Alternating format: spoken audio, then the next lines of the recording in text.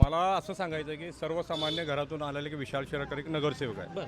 त्याचं ground level इतकं फार छान आहे, काम आहे की लोकांची प्रतिक्रिया की हा उमेदवार म्हणून निवडून यावं. असे अनेक आमच्या भागात सुद्धा उमेदवार आहेत. त्यांच्याबद्दल मी चांगलं बोलू इच्छितो. तर मला कोणाबद्दल वैरत्व घ्यायचं नाही आहे. बरोबर.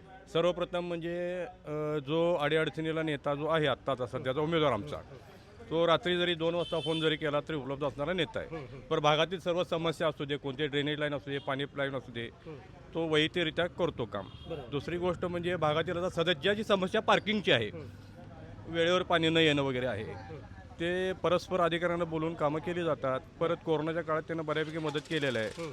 बाबा स्ट्रॉंग रूम तयार करणे, व्हेंटिलेटर देणे, लोकांची बिले कमी करणे, अशा पद्धती जी कामं केलेली आहेत सर्वसामान्यांची, तो वैयक्तिक अतिशय छानपणे केलेले आहेत आणि मला त्याच्या शुभेच्छा आणि इतरही नगरसेवकांना माझ्या शुभेच्छा. अच्छा, म्हणजे जो कोणी प्रतिनिधी येणार आहे तो चांगला असावा, तो चांगला कामं असावा. करायला भागातील समस्या सोडवणारा प्रतिनिधी असावा.